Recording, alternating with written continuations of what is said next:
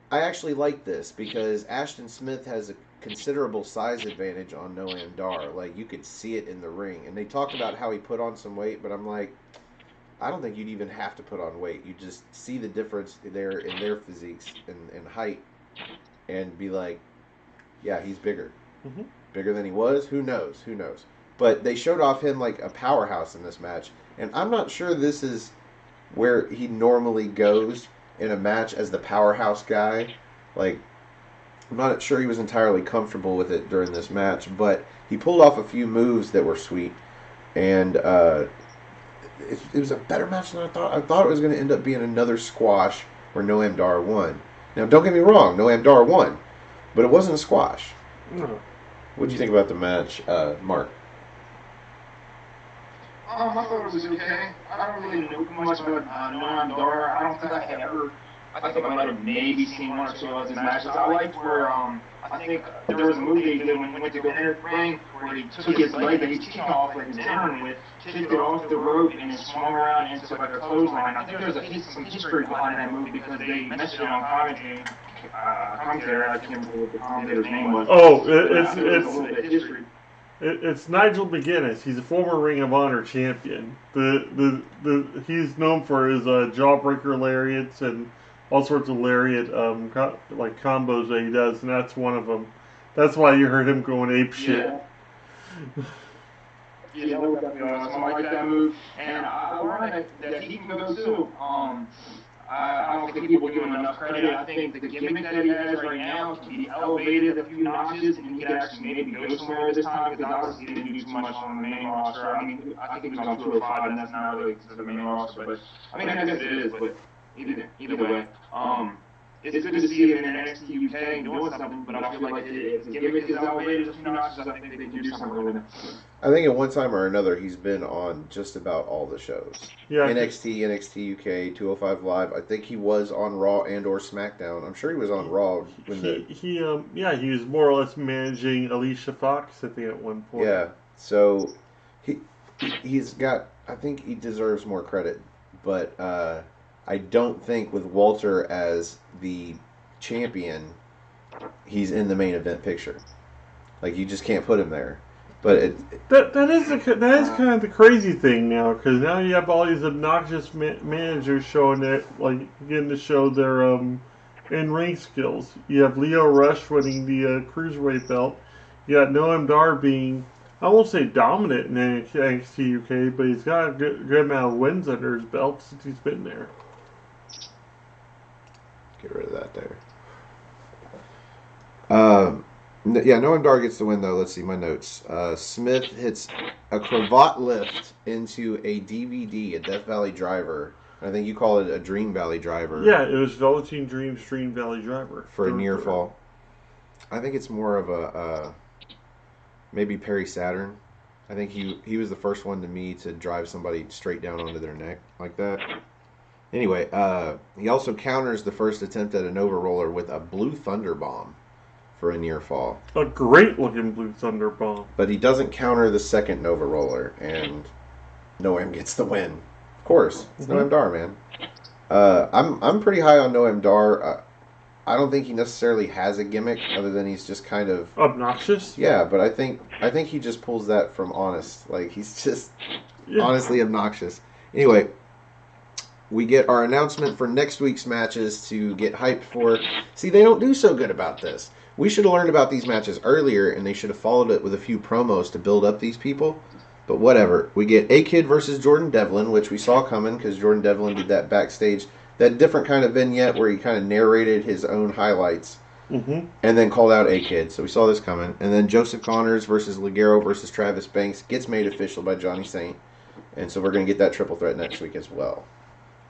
Who we see coming out on top on that triple threat match? Who you got, Mark?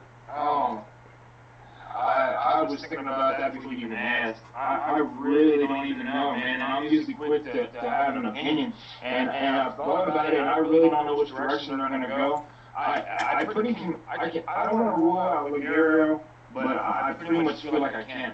So I'm really torn. I really don't know. Well, Travis Banks got the win in the second match with Ligero and Travis Banks because of Joseph Connors. Joseph Connors has got a win streak going. So I could either see Ligero getting the win so that he gets a little momentum off of this as well, or it's got to be Joseph Connors.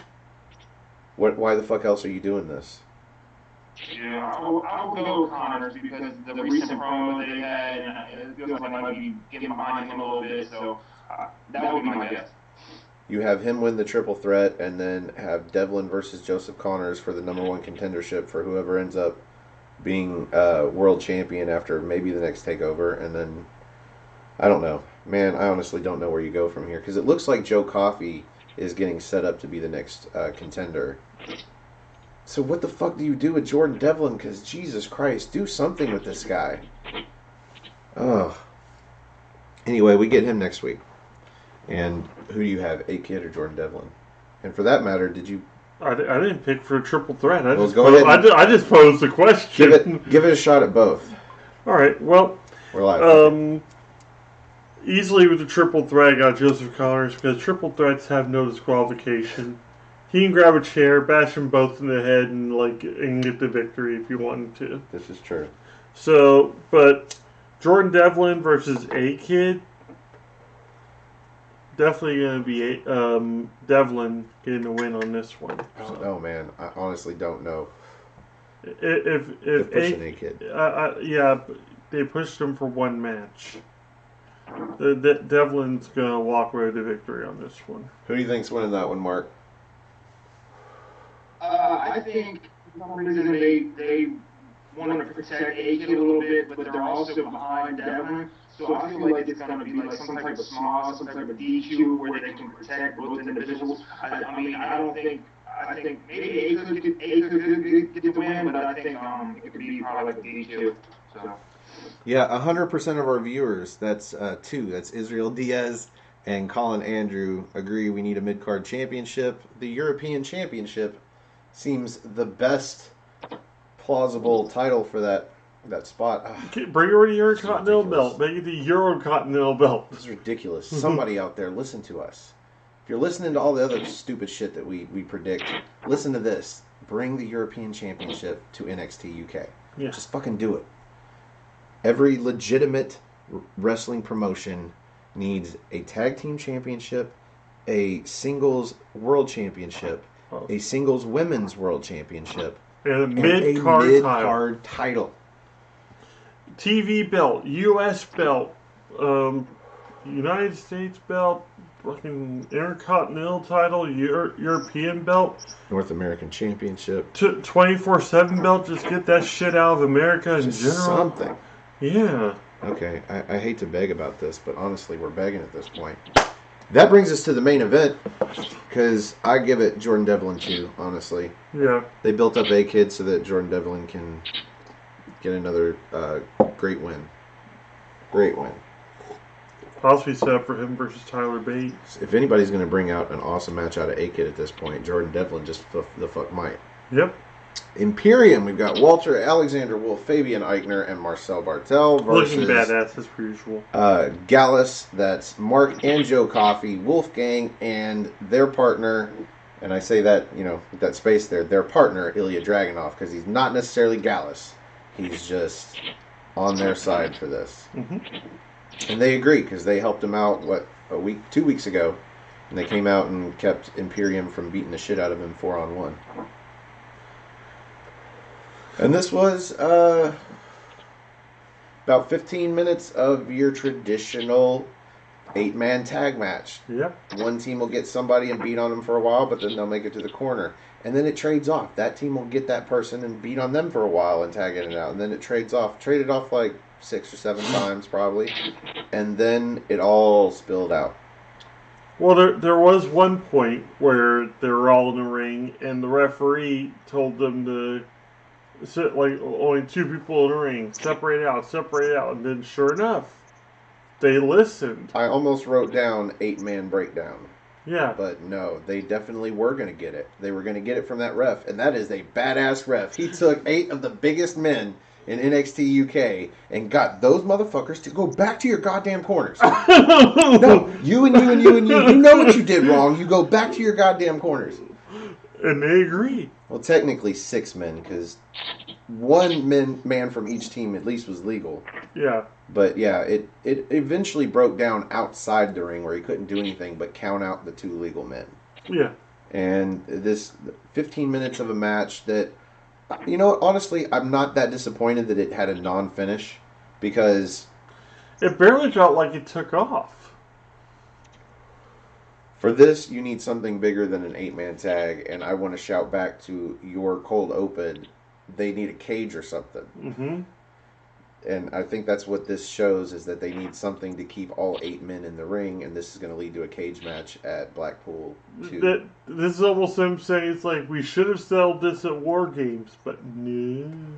Or maybe it'll be a cage match for a main event in a couple of weeks at like the Vital Hour main event at one of their shows, because we've still got a little while to go before Blackpool 2. We're going to have like a month and a half. Right, that's 6 weeks of programming. That's like 2 different shows. Like, I don't know. Because you still want to have your tag matches, but if Gallus is in this cage match, then there's the tag team titles. You also want to have your main event championship, but Walter would be in there too, so there goes the NXT UK Championship. Mm-hmm. So I don't know. Anyway, that's what happened. It all spilled out. It got a double count out, and everybody was beating up on everybody. There was a cool spot where Joe Coffey ran through the crowd, jumped over the barricade onto Walter. Yep. That was cool as shit. But other than that, there was nothing noteworthy here. All right. So, Mark, what's your take on this match? Do you see what we're seeing at this point? Like either another 8-man tag in a steel cage, or do you think they're just going to break it down into separate matches at this point? I think they'll probably end up doing separate matches, and you can kind of tell on how they were doing their spots throughout the match, on who was grouped in the spots.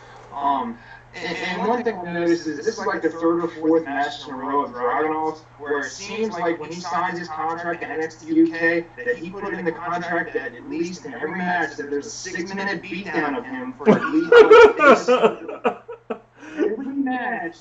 Dragunov gets his, excuse my language, ass beat for like 5 or 6 minutes, and it's like the last 3 or 4 matches, like he just goes through this long period of punishment, and then he makes the hot tag. And when I was watching this, I was like, there's no way that they're gonna have decided a clean finish here. I was like, they're gonna at least have a DQ or run-in or something, and that's what ended up happening. This little smosh finish. I didn't think they were gonna put either one of them over just yet, with so many more weeks to go to take over. I don't think they wanted to have a dominant person in the storyline just yet. So, but overall, it was a good match. Yeah, that's what you call classic babyface psychology, where the guy gets beat down for most of the match and then comes back at the end. Yeah. And that's what they're doing with Dragunov. And that's fine, except for he's exciting to look at, but his moves themselves aren't all that exciting. Save a few now. And so, like, he's shown a little bit more since his first couple of matches, but his first couple of matches, I was just like, this guy throws a lot of lariats, and then what? Yeah. Anyway, I was met on this whole match. What about you? It felt like it was going to have that big fight feel, but at the same time, it didn't really, like, overwhelm me like I think it should have. Like, even them battling to the outside seemed kind of watered down. Maybe it's just the fact that I'm kind of burnt out on the whole 8-man tag, because we've gotten so many, like, 8-person matches in this past week or you've seen so many people in the ring and so many different breakdowns and so many different no contests. You just get kind of burnt out on it. I actually wanted a finish for this match, but I didn't get one, but couldn't really be angry either, because it's still setting up for bigger matches here in the future, and possibly Imperium getting all the, like, at least the 2 main titles in the company. 3 main belts, 2 main titles. Gotcha. Yeah. I don't care that it was a non-finish, because I really didn't care that much about the match. Honestly, I'm kind of glad there was a non-finish, because we can either have this match or break down the components of this match and move forward without having any one decisive victory, because this match wasn't built at all. We didn't know about this match until the very beginning of this show. We should have known a week or 2 in advance. Like, this is the kind of match that you would have at a takeover, and you would know about it for a month. And we just got it in one night, in one shot. So at least there's no decisive victory for either side here, so we can move forward. So I'm okay with it, but at the same time, all of it was just meh. Mm-hmm. So with that in mind, it brings us to the end of the main event. And here on the NXT Party, we like to rate the main event using good old-fashioned NXT. So Mark, out of 5 spots of NXT, where do you rate the main event tonight? I'm gonna go with 3 1/4 because I don't think. Let me just go with 3.5. Let me go with 3.5. I kind of was a predictable main event. But overall, I love the competitors. I love the storyline, and looking forward to seeing how they're going to continue to build the show. Jerry? Build the story. I'm going to give it a 3. And that's just because we got Imperium's entrance, and we got Gallus' entrance. Wrestling happened, and then it stopped. And then it stopped. Got called out because they only minded the ref once. Yeah. After that, they weren't getting back in the ring. They just wanted to beat each other up. There's like one spot that where Wolfgang took out, I think it was Eichner and Bartel with a spear. Like he nailed A double spear, yeah. Yeah, so that part was pretty cool. I was like, all right, that sets up for that match at least. And we got to see one of Eichner and Bartel's tag team moves, the spine buster into the soccer kick. Yep. We didn't get to see any of their other cool ones, and we got to see Gallus do that catapult launch into a Samoan drop, and it almost went across the other dude, and I think that's what they were going for, but it didn't happen. Mm-hmm. It was okay. It was a good match, and I'll just split the difference and give it 3 1/4 spots of tea. All right. It was fine. I don't really care about it, and don't really care that. So I'm gonna give it 3. I'm gonna agree with you. Fuck it. I'm gonna give it the worst of the good. It was good for what it was. 3 spots of NXT. Anyway, that brings us to the end of this episode of the NXT Party. Thank you for joining us. Thank you, Mark, for being on again and being prepared and watching the show. And thanks. Believe it or not, it's hard to get people to be guests on the show on Thanksgiving. Who'd have thunk it? Who wants to spend time to really watch that foosball? That foosball. The foosball's for the devil. I watched Wrestling's good. Wrestling's good shit. Watched about 15 or 20 minutes of football today. First time in probably a year since last Thanksgiving.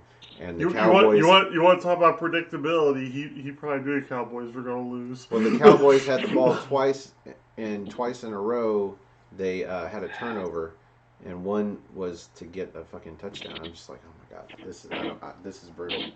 I've been a Cowboys fan since I was a kid. It's one of those things where you get indoctrinated with your favorite team. It was whomever introduced you to football. It was their favorite team, and I played on the Cowboys. We had a local league. They had like 8 teams, and so one of the teams happens to be the Cowboys, and I happened to be drafted to that team. Who knew? We won a Super Bowl. I've got a trophy sitting up there. A little trivia about the Wizard. Anyway, thank you, Mark, for joining us. If people want to join you on your videos, where can they find you? You can go to Mark's Reviews on YouTube. You can find me on Mark Griff on Facebook. I don't really put too much on there. You can go to Ashley Reynolds on Facebook. But Mark's Reviews on YouTube, pretty much everything. I kind of got like 29 subscribers. You could be number 30. I'm trying to get to 30 by the end of the night. Let's see if I can get to 30. See what happens here. Yeah, help him get to 30, folks. 30's a good goal. I remember when we hit 37, and then suddenly it was 73, and it was like, where the fuck did time go? Yeah. And now we just barely crawled to 140. Mm-hmm. So we're getting there. We're almost halfway from our first goal to 200. Mm-hmm. So there you go.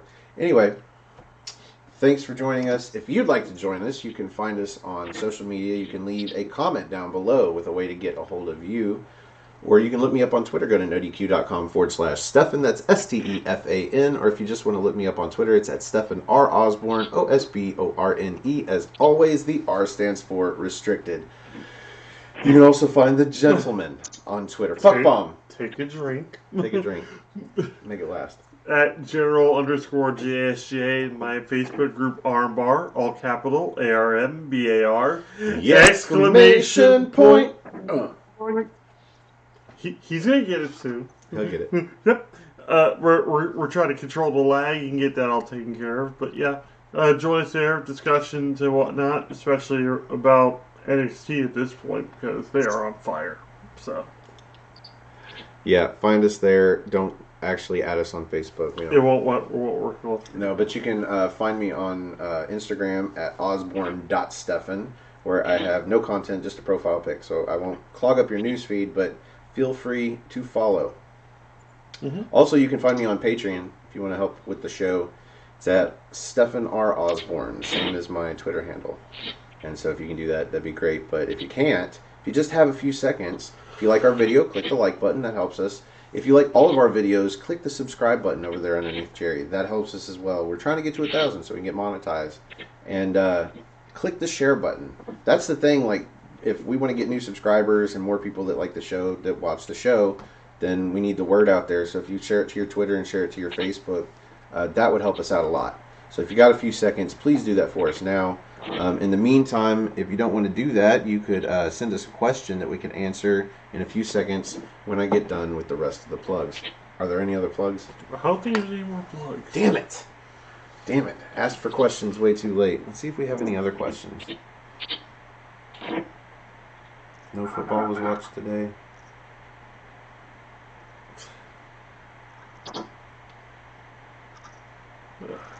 No, I don't think we have any other questions. Nope.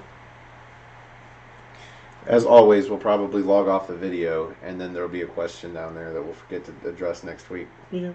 No, we usually end up. I usually end up like asking it on NXT or NXT UK television. So. Okay. Well, All right. Thanks for joining us again for the Griff, Mark Griffith, for the gentleman Jerry Slaughter.